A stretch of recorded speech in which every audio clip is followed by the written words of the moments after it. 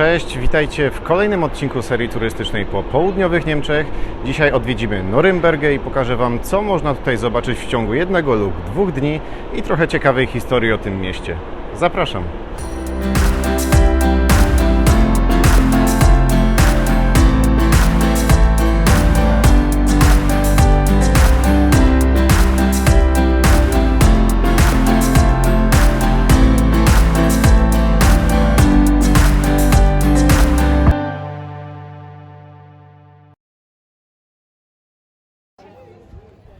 Norymberga liczy sobie dziś 500 000 mieszkańców i jest drugim po Monachium największym miastem w Bawarii.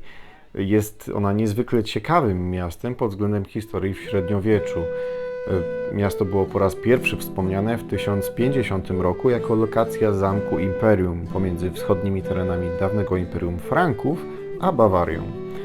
Miasto było często zależne od innych mocarstw, ale to głównie przecinające się tutaj szlaki handlowe decydowały o rozwoju miasta. Rodziny z Norymbergi często kontrolowały handel, który przebiegał szlakami po całej Europie. Ostatecznie została włączona do Bawarii w zamian za umorzenie jej długów. Bardzo wiele z eksponatów z tamtych lat, zachowanych w świetnym stanie, znajdziemy w Muzeum Miejskim w Norymberdze. Muzeum Miejskie znajduje się zaraz przy Alei Praw Człowieka, na której ustawione są filary z wypisanymi prawami człowieka z karty ONZ w różnych językach. W środku muzeum znajdziemy wystawy eksponatów z różnych epok, jakie przeżywała Norymberga.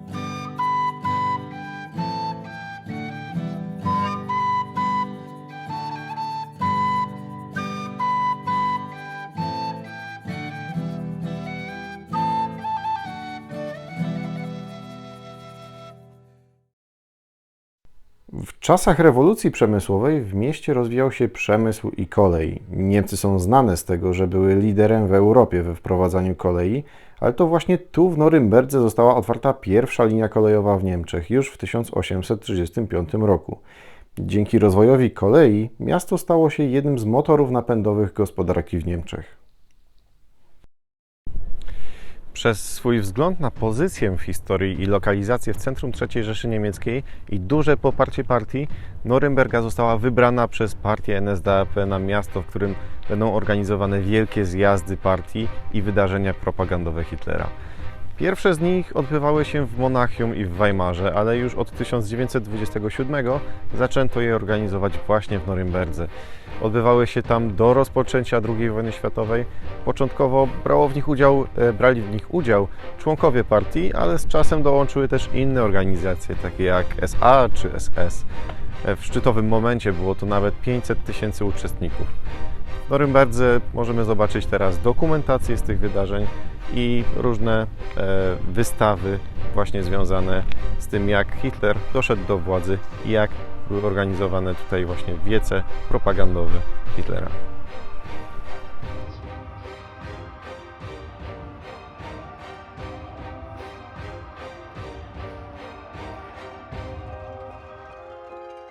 Wszyscy wiemy, jak wojna się zakończyła, ale dla miasta były to tragiczne momenty. 2 stycznia 1945 roku w ciągu 1 godziny bombardowań aliantów zostało zniszczone 90% miasta, a 6 000 mieszkańców zginęło z tego powodu. Niemcy zaciekle bronili miasta do ostatniej ulicy, co spowodowało tylko dalsze zniszczenia.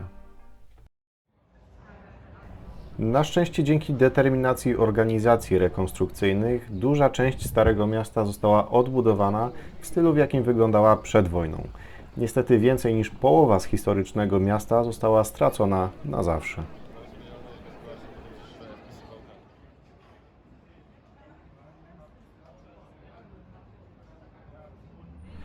Po wojnie zadecydowano, że to w Norymberdze odbędą się sądy nad zbrodniarzami wojennymi. To miasto wybrano z dwóch powodów. Po pierwsze, to tutaj odbywały się wielkie propagandowe wiece nazistów i to tutaj zadecydowano o pozbawianiu obywatelstwa Niemców pochodzenia żydowskiego przed wojną. Dlatego ze względów symbolicznych zdecydowano o Norymberdze. Drugim powodem był Pałac Sprawiedliwości, w którym miały się odbywać sądy. Był przestronny i nadawał się do tego typu procesów. Mógł pomieścić naprawdę wiele ludzi, a za sprawą szczęścia pozostał w większości niezniszczony przez działania wojenne. A do tego kompleksu należało również dość duże więzienie. Po procesach sądowych wielu z prominentnych nazistowskich polityków i wojskowych poddano egzekucji w 1946 roku.